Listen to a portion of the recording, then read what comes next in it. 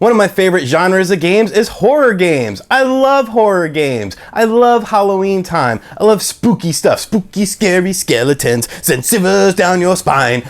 Sorry. But yeah, I love horror games and stuff like that. They're some of my favorite horror movies, of course. I'm a huge fan of them, especially the old black and white ones. So whenever a horror game is coming out, I give it my full attention. And Don't Knock Twice was recently announced for the Nintendo Switch. I actually spotlighted it in a video about 5 upcoming Switch games you probably forgot about, and I was really excited for the game. I followed the game on Steam. It got pretty positive reviews on Steam, watched some gameplay footage, and it looked really fun. So when it was coming to the Nintendo Switch, I was like, okay, this is a no-brainer for me. It released at a discounted price of just $10, and I picked it up, and holy crap!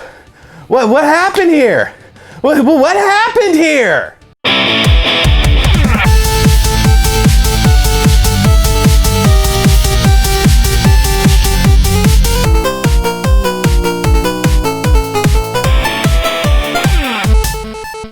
So the story of Don't Knock Twice is kind of interesting. It's one of those games, sort of like Gone Home. I know, I got a bunch of stuff about my negative video about Gone Home years ago, but I stand by it. That game sucks. Anyways, you have to sort of figure out the story as you go along. You're in this big house that you eventually find out that this is your house. You play as a mother with a daughter, and you basically were like a drug addict at one time and you lost your daughter. There's like lots of references to it. You can actually find like a methadone, prescription label on the thing. And the story is kind of played out in dialogue and journals. So you find these journals around the house from you and your daughter, and you can sort of see both sides of the coin and see, what happened with this relationship, how it got frayed, and the daughter essentially hates the mother. So you're living in this big house. You recently just got custody of your daughter back, and so the power goes out and your daughter starts giving you crap via text message, blah, blah, blah. You start investigating what's going on. And as you're investigating the house,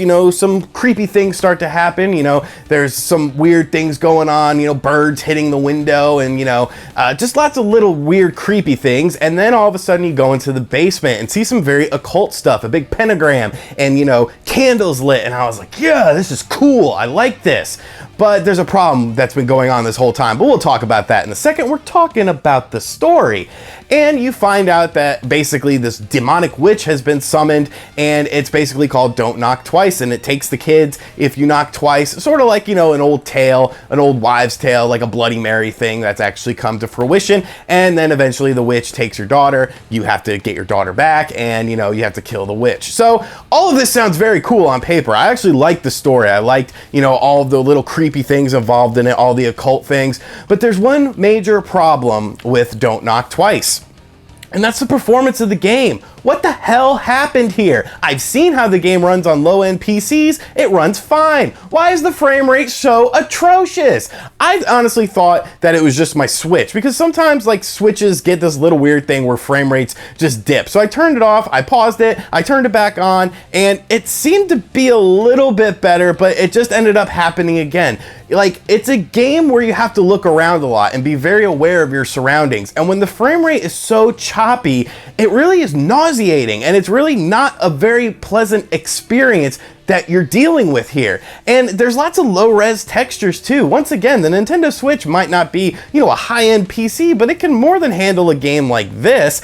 And it's just a shame to see how bad of a port job happened with Don't Knock Twice. I really was just blown away with just how choppy everything was. And the more you play the game, the more prevalent it becomes, the more annoying it becomes. Little things like like the bird hitting the window, like I mentioned. Half the time I missed it because it was sort of delayed, and then you just hear the thump. And then like one time I actually happened to see it because I was just looking directly at the window. It is just the frame rate. I don't understand it. Like, I don't understand how this got through testing and they said, okay, this frame rate's good enough. Just get the game out there. Obviously they wanted to get it out there before Halloween. It is a scary game, but really it's scary how bad the performance is, and it really hinders the game because, like I said, there are plenty of sequences that, involve something happening in real time that is just so choppy you end up missing it, or it's like the jump scare is gone because of its choppiness. It's really ridiculous. And I actually got to a point in the game where you finally get a weapon, because there is a combat system. You do battle against the witch after she takes your daughter and whatnot. And so I had a little axe, and it says that the axe can chop off door handles. So I'm like, okay, cool. If there's a locked door in the house, I can use the axe, chop off the door handle, and proceed about my way. So I chopped off a door handle and I got stuck in this little room. And I'm like, what do I do here? So I accidentally dropped the axe. You could pick up items, drop items, etc., etc.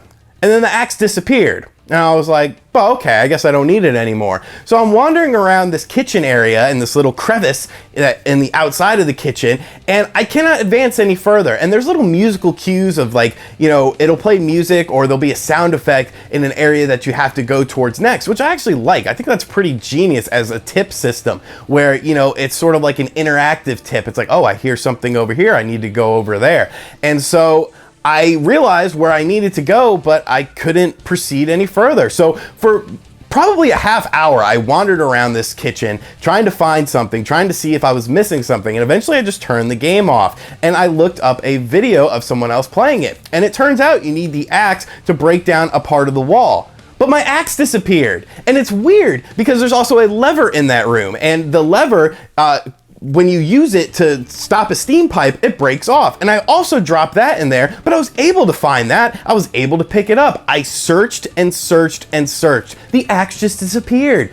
And it was at that point that I realized, you know, this game's really getting on my nerves. I played it a little bit more. I proceeded into the game, but just the sluggish frame rate just took me out of the game. And it's a shame because honestly, I think if, you know, they did a patch for this game and they fixed the frame rate, I think it would be a fun game. Like, I hear it's pretty short. I did not finish the game because honestly, just the frame rate took me out of it, and it really, you know, just made me not want to play it anymore. But I hear it's not a very long game, and I hear that it's very fun. You know, if you look at the Steam reviews, they're all mostly positive. It's just a shame that the Switch version is just so buggy and so crippled in terms of frame rate. And it's obvious that they probably rushed this to get this out before Halloween, and I understand that, but at the same time, I just cannot recommend this game, and I wanted to love it. You know, even the worst horror games, I still find some enjoyment out of them, and I did find a little bit of enjoyment out of this, but it's just so riddled with little issues that just pile and pile and pile, and when you add in the frame rate issue, it's just not a fun experience.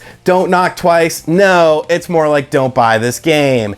Unless they do a patch. If they do a patch, then, you know, a different story. Maybe I'll revisit it the game. But as the game stands now, I cannot recommend this game. It's very disappointing because I think that the story is really good, the atmosphere is really good, the audio is really good, and it sets a perfect vibe. It's just the performance of the game holds it back, and technical issues hold the game back. And it's a shame, but if you're looking for a horror game on the Nintendo Switch, you might want to wait for Resident Evil Revelations. If you're an old school Resident Evil fan, Vaccine is still, you know, out there, and that's a pretty fun game that doesn't have any major tech issues, but Don't Knock Twice, probably best to avoid it. It's definitely not a game I would recommend unless they, you know, patch these issues going further into this game, because I want to love it. I want to enjoy it, but I cannot. So there we go. That is Don't Knock Twice on the Nintendo Switch. Let me know in the comments section down below if you ended up picking up this game, and if you did pick up this game, what you thought about it. If you had, you know, the same sort of experiences. I've been posting on Twitter about it, and a lot of people seem to be having the sort of buggy experience and having major issues with the frame rate. So I know it's not just me. I know it's not my Nintendo Switch.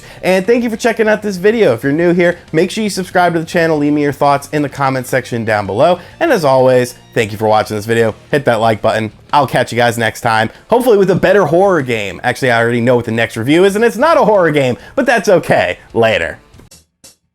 RGT 85. RGT 85.